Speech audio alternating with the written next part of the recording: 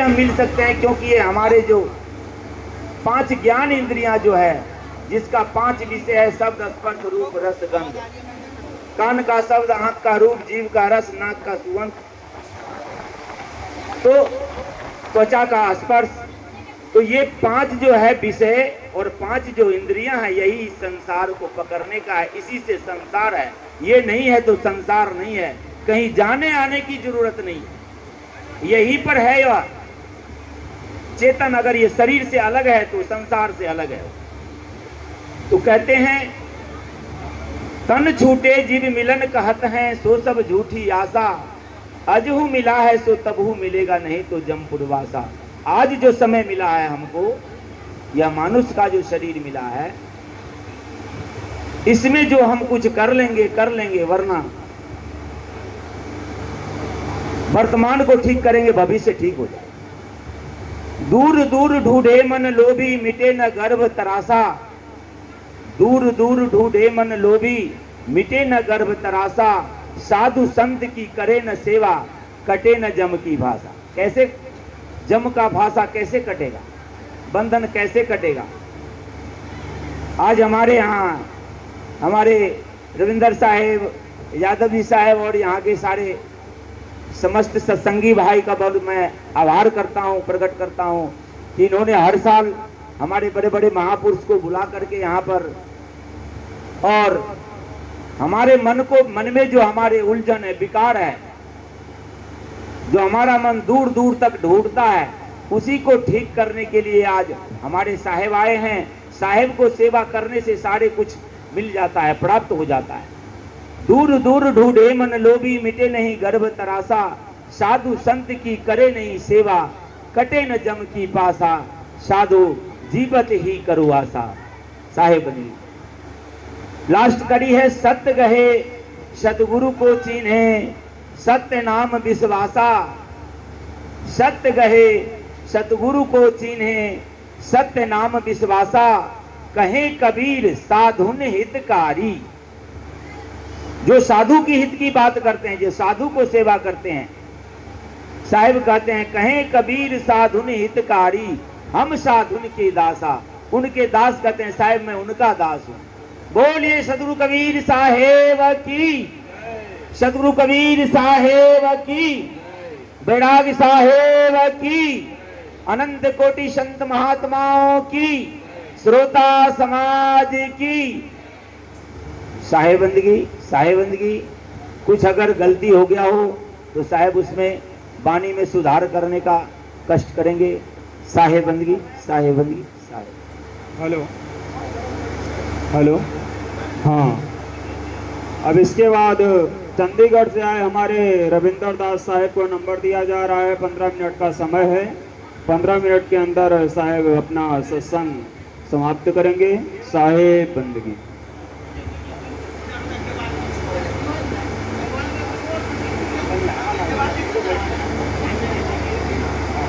Hello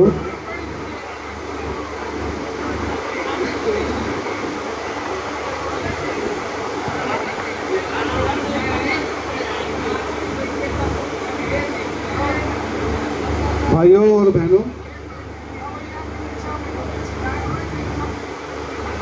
या दान बख्शे, शांति का दान बख्शे। थोड़ा सा पहले अपने मुखारबिंद से परमात्मा का जयकारा लगाएं। बोलिए परमपिता परमात्मा की, सतगुरु कबीर साहेब की, सतगुरु बैराग साहेब की, सतगुरु विश्राम साहेब की, सब संतों की, सब भक्तों की, आए नेमी प्रेमी की, साहे सकल हंस को बंदगी। थोड़ा सा समय है, इसी थोड़े समय में आपने बहुत ही ज़्यादा बात समझनी है। समय कम है और समय काल चक्कर चल रहा है। उसी काल चक्कर में हमने अपना काम धाम, बाल बच्चे और समय इतना कीमती आपने निकाला, जो सत्संग में आकर आपने इसका बहुमूल्य क्या होता है वो आप ही लोग जानते हैं। एक ही विशेष बात मेरे को आज बहुत अच्छी लग रही है। वो विशेष बात क्या है जो आप यहाँ पर वर्तमान में संतों के दर्शन और उनके मुखारबिंद से बानी सुन रहे हैं सदगुरु कबीर साहब के माध्यम से, संतों के माध्यम से। ये वो चीज़ है जो कि जो इस चीज़ की वैल्यू समझता है वही उसको जान पाता है। अब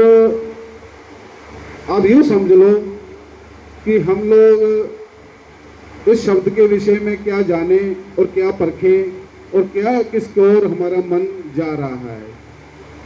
सत्संग एक ऐसी हमारी घड़ी है जो कि हम अपने 24 घंटे में से निकाल कर किसी निमंत्रण को हम स्वीकार करते हैं तो वे बहुत ही मूल्य बात होती है। जो सत्संग नहीं करा पाता, जो सत्संग नहीं करा पाता है और जो सत्संग कराता है वो अपना जीवन में एक लक्ष्य जरूर बना के रखें।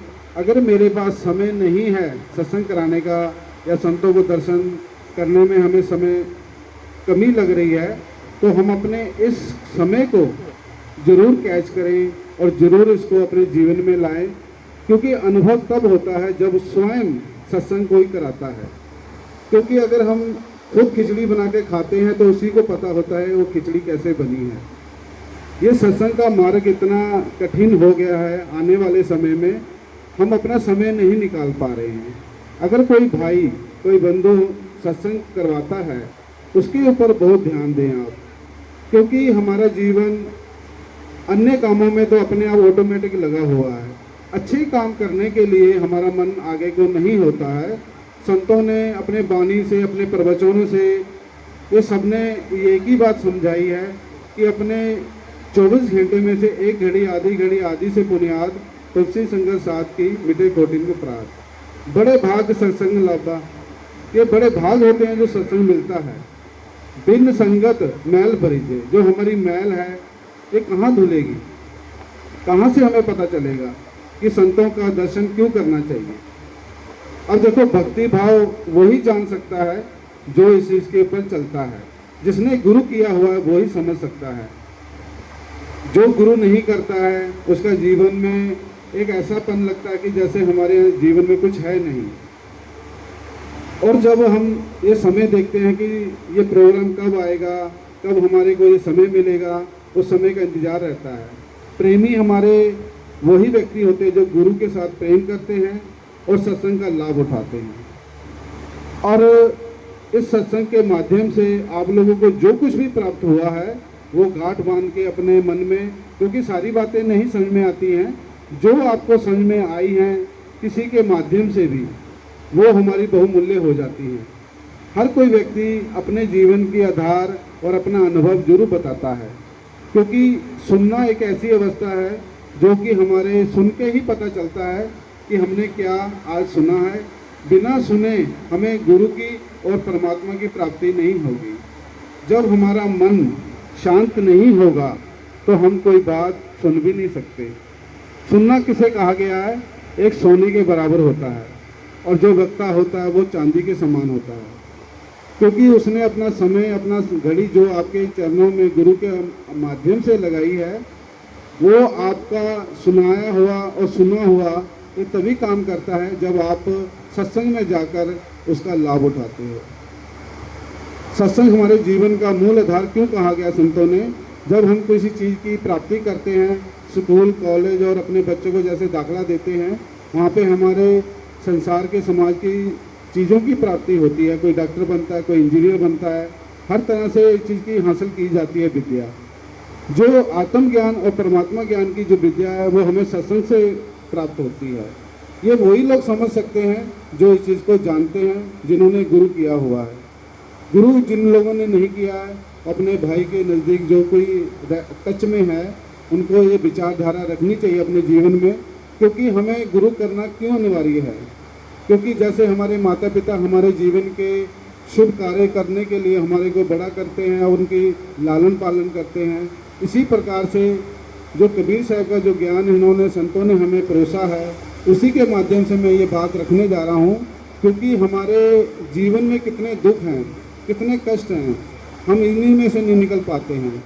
तो कबीर साहब ने एक ही शब्द में हमारे को ये ज्ञान दिया कि आप अपने दुख से निवारण कैसे करोगे, तो उन्होंने एक ही शब्द में ख़त्म कर दिया कि दे धरे का दंड है। क्योंकि दे क्यों बताएगी ये, क्योंकि दे एक ऐसी चीज़ है, ये तन विष की बेलरी, गुरु अमृत की खान, शीश दिए जो गुरु मिले तो भी सस्ता जान। क्योंकि जब तक हमारी इस जड़ चेतन की गुत्थी को आप नहीं समझ पाओगे, उस प्रकार से आपको आगे का रास्ता कभी नहीं मिल सकता। रास्ता वही पाता है जिसको अपनी मुक्ति की चाहत होती है। मुक्ति उसको कहते हैं, जैसे मान लो कि हमारे जीवन में कई ऐसी विचारधाराएं उठती हैं तो हमें उसका ज्ञान का प्रकाश नहीं मिल पाता है। तो हमारा मेन मकसद क्या है, हमारा लक्ष्य क्या है, हमें अपने जीवन में अभी तक मिले ही नहीं है। सत्संग में जाकर हमें संतों के दर्शन करने से क्या ज्ञान प्राप्त होता है, हमने किस चीज़ को प्राप्ति करी। वो व्यक्ति अपना आप अपने मन में झांक कर विचार करे, बात करे कि मुक्ति हमें क्यों चाहिए, मुक्ति हमें कारण क्या है। हमें लोग सब लोग मुक्ति मुक्ति चला रहे हैं, मुक्ति का महत्व क्यों बताया जा रहा है, क्योंकि आपने अपने जीवन में देख ही लिया है ये जीवन शरीर के रूप में हमारा कितना कष्टकारी है, कितनी बेवादाएं, कितना दुख है, कितना क्लेश है इस संसार में। कबीर परमात्मा ने हमारे को मुक्ति का रास्ता दिखाया है। मुक्ति सभी बता रहे हैं, मुक्ति उसको कहते हैं जो बार बार हम जन्मते और मरते हैं, इससे हमारे को छुटकारा मिल जाए। कबीर साहब ने इसी छुटकारे के लिए बहुत सुंदर अभी भजन आपने सुना, जीवित में करो मुक्ति की आशा। क्योंकि मरने के बाद ये सारा झूठ कहलाते हैं। जो लोग आप लोग इतने विवेकवान हो, आपने समझने की कोशिश भी करी होगी कि कबीर साहब का जो ज्ञान है वो किस कोटि का, किस क्षेत्र का, किस लेवल का है। अन्य लोग भी मुक्ति बताते हैं, संसार की 4 मुक्तियां बताते हैं, ये मुक्ति का रास्ता नहीं बता पा रहे हैं। तो कबीर साहब ने सहज समाधि क्यों कहा गया है, जो शब्द की प्राप्ति करता है, जो ध्यान की अवस्था को जानता है, जो गुरु के सानिध्य में आकर अपने घरों में चरण डलवाते हैं। जब समय मिलता है तो मेरी विनती है आप लोगों से, जो बात को सुन रहे हैं, समझ रहे हैं, ये जरूर पूछें कि मुक्ति कैसे होगी, कौन सा ऐसा शब्द है जिससे हमें मुक्ति की ओर निकलना है। क्योंकि अपने जीवन में हम कुछ पूछते तो बहुत कुछ हैं, पर एक बात हम मिस कर जाते हैं, तो हमारा लक्ष्य क्या होना चाहिए। जो बंदा अपने जीवन में कष्टकारी होता है वही इस बात को समझ सकता है, वो पूछता भी है। क्योंकि मुक्ति एक ऐसा कबीर साहब ने, सतगुरु कबीर साहब ने हमें ज्ञान दिया है जो शब्द से मुक्ति होती है। और कबीर साहब ने यह भी कहा कि नाम से जो मुक्ति चाहता है उसकी कभी मुक्ति नहीं होती है। क्या जग में अनेकों नाम हैं, किसी भी नाम से पुकार तुम्हारे को मुक्ति मिल जाएगी, पर कबीर साहब ने नाम से मुक्ति नहीं बोला गया है।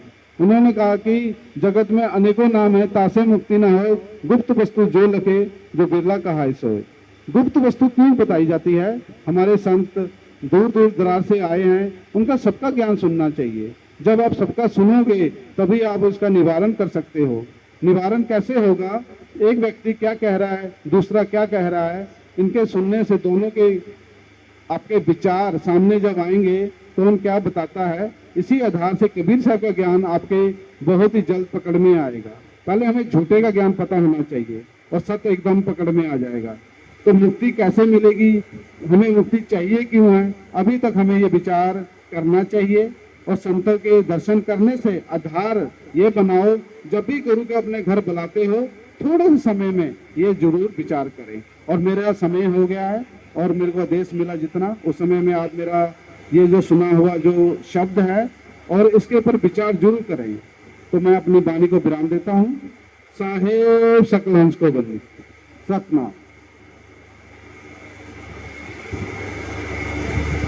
हाँ, अब इसके बाद खुर्रमपुर से आए हमारे कोमल साहब का नंबर। जोर से जयकारा लगाए। बोलिए सतगुरु कबीर साहिब की जय। अनंत कोट संत महात्माओं की जय। हमारे दीवान गद्दी से आए हुए श्रीमंत बैराग साहिब की जय। बोलिए हमारे गुरुदेव हरदास साहिब की जय। सभी संत समाज की जय, भक्त समाज की जय। तो अर्चनीय वंदनीय मेरे हृदय मंदिर के आराध्य बंदी छोड़ सदगुरु कबीर साहब, परम पूज्य संत समाज, प्यारी साध संगत, तो हर वर्ष की भांति इस बार भी सदगुरु कबीर के प्रकट दिवस के उपलक्ष्य में हमारे नठी भक्त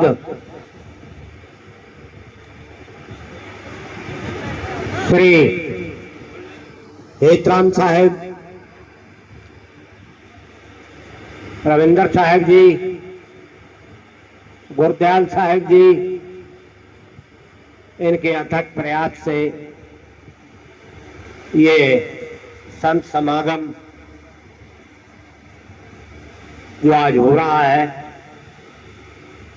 तो इसका सभी के लिए आप गद्य और पद्य के माध्यम से वाणी वचनों का आनंद ले रहे हैं। तो अभी साहब ने बहुत ही अच्छी तरह से समझाया। कुछ हमारे शरीर के अंदर कुछ थोड़ी कमी के कारण डॉक्टरों ने हमें ज्यादा बोलने से मना किया है। हार्ट की प्रॉब्लम है, इसलिए कई बार आवाज थोड़ी सी रुकावट हो जाती है। तो नमो नमो सतपुरुष को नमस्कार गुरु की नहीं, सुर नर मुन जन साधवा संतो सर्वस दी नहीं। सदगुरु साहेब संत सब दंडोतम प्रणाम, आगे पीछे मद हुए तिनको जा कुर्बान। निराकार निर्विषम काल जाल भय भंजनम, निर्लेपम निज निर्गुणम अकल अनूप विष्णुदुनम। तो अभी आप हमारे रामनिवास नाम उनका अपने राम, हाँ, नरेश साहब ने बहुत ही सुंदर शब्द, भाई संत जीवत ही करवाता। तो इसी पर अभी चर्चा भी चल रही थी।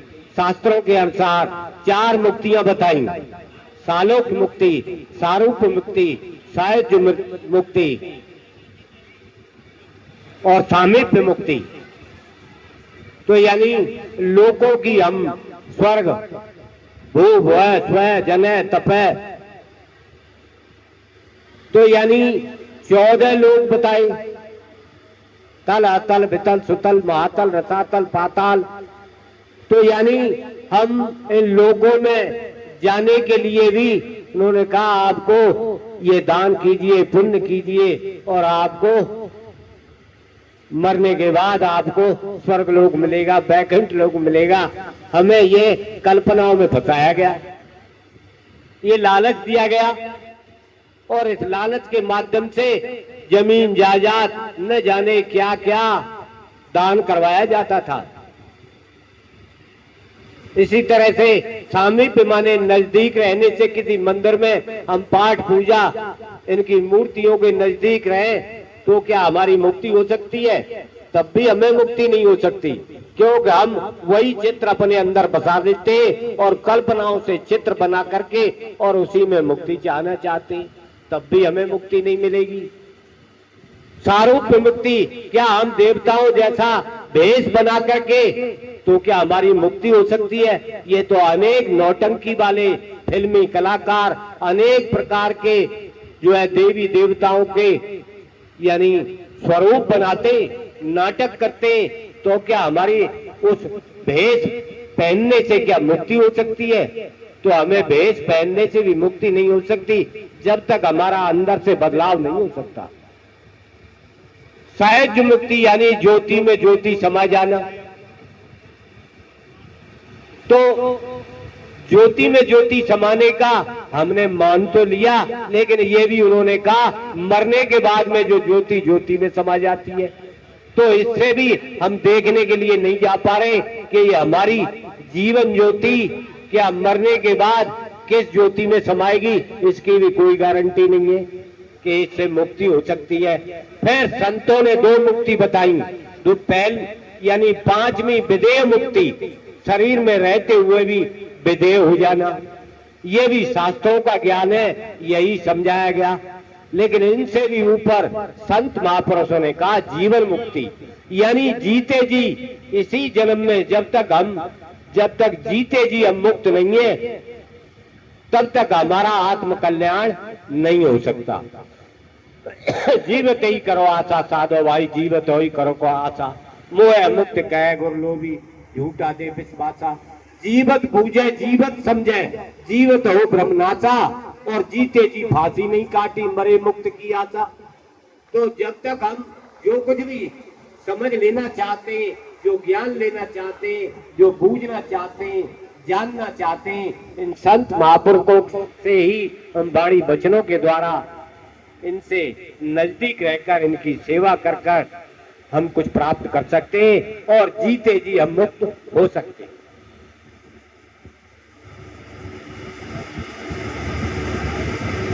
तो इससे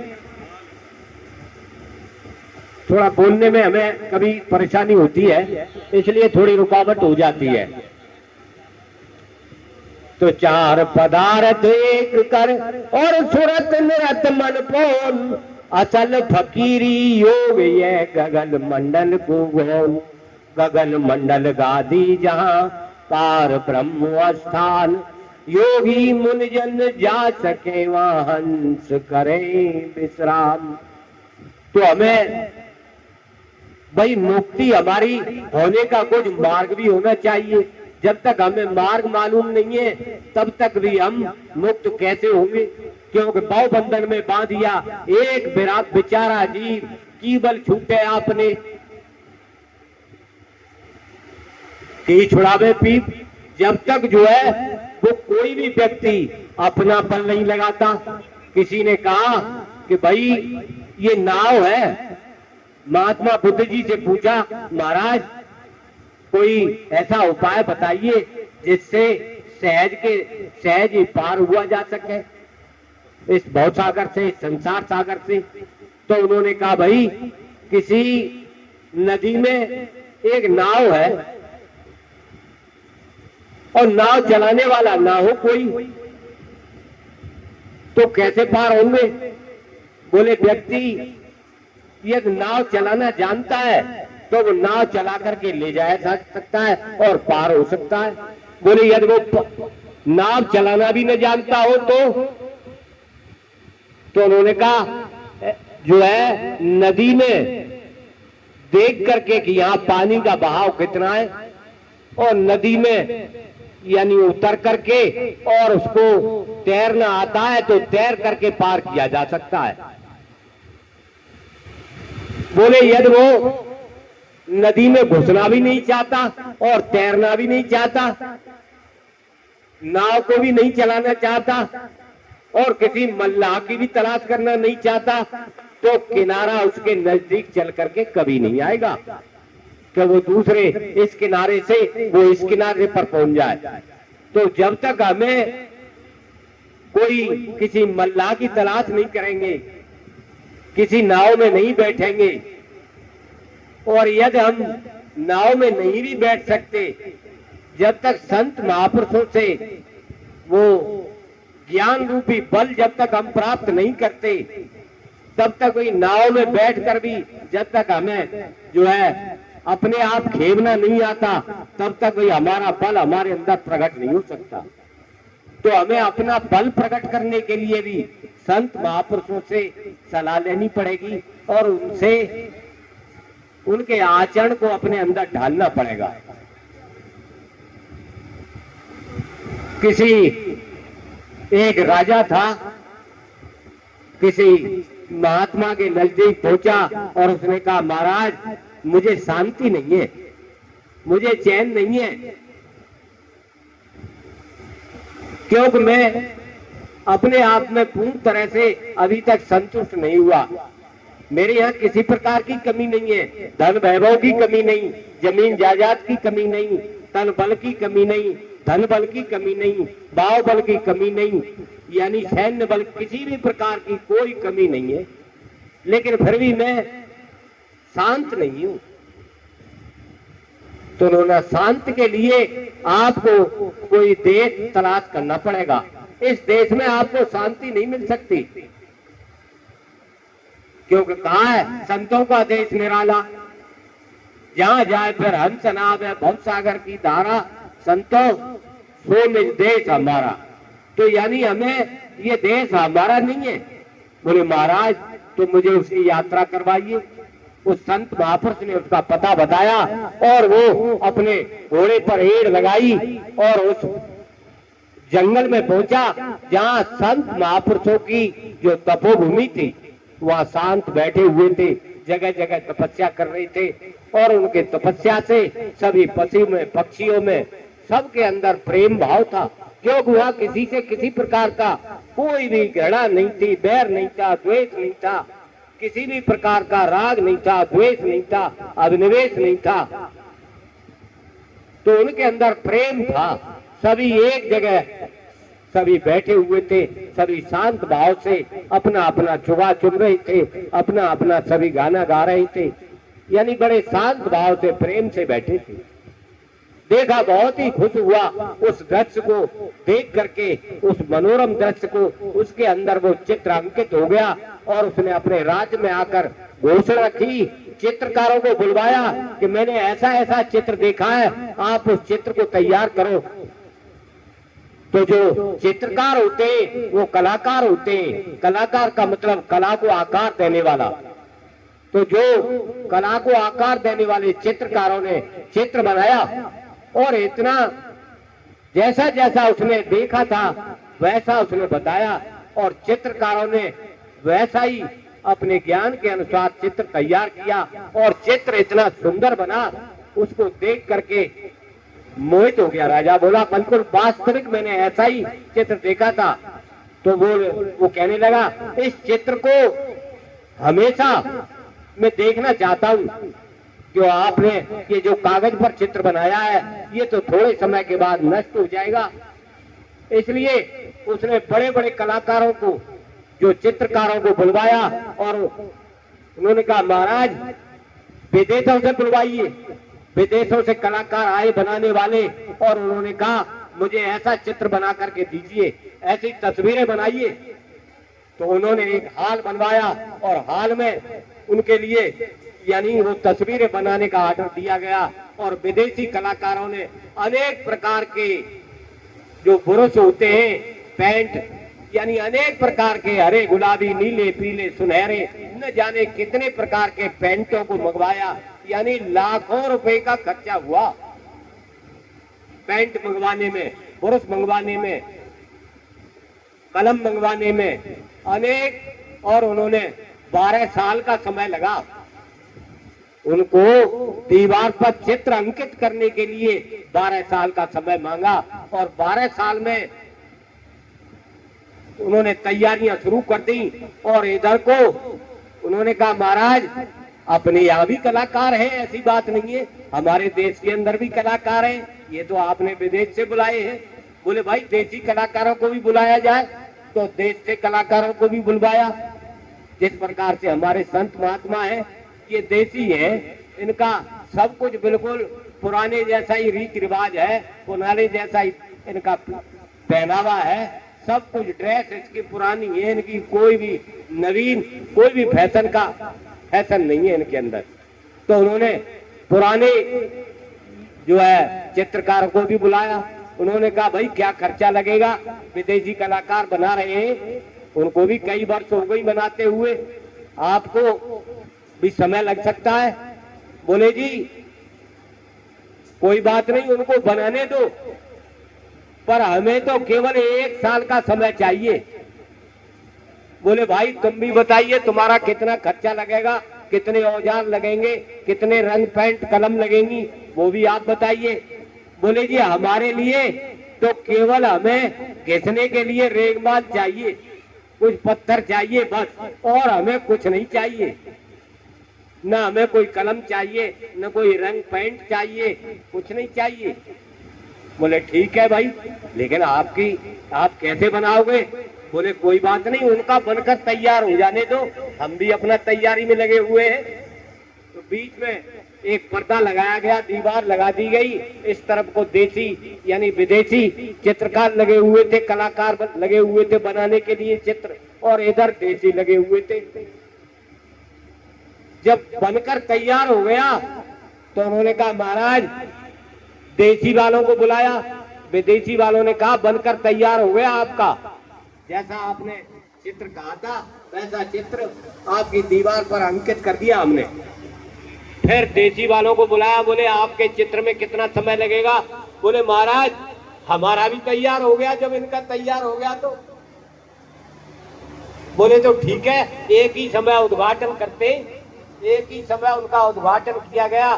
जब बीच में से पर्दा हटाया गया, लाइटें जला दी गई, तो उस चित्र को देख करके राजा मंत्रमुग्ध हो गया और उन्होंने कहा अब हमारे देसी कलाकारों का भी हम चित्र देखना चाहते, बीच का पर्दा हटाया जाए।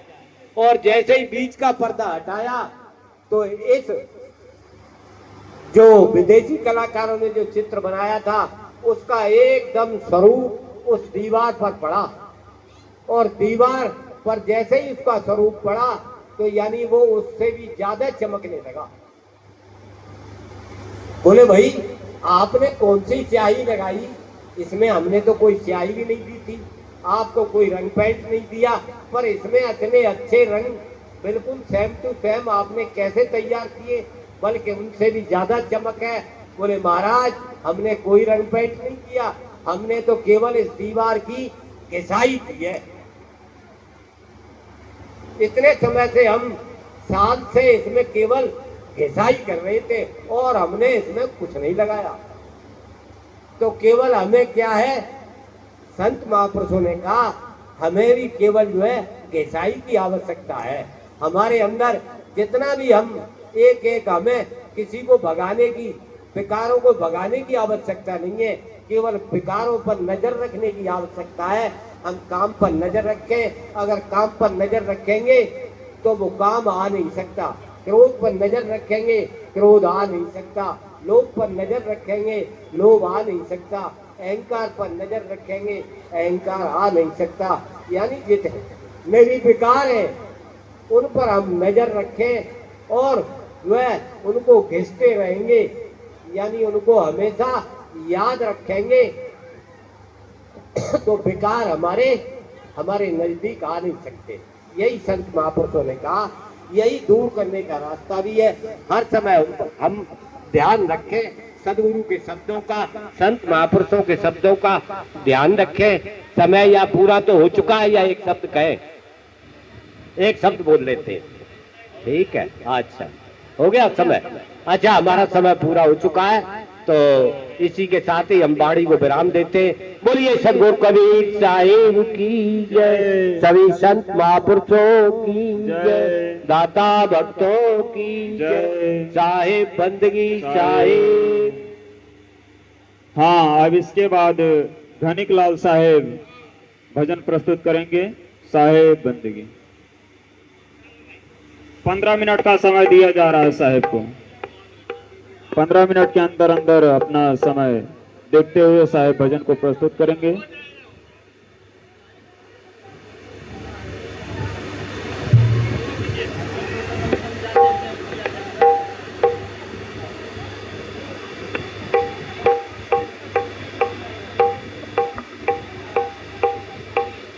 नहीं बजाओ, दोहे में खत्म भो नहीं बजाओ।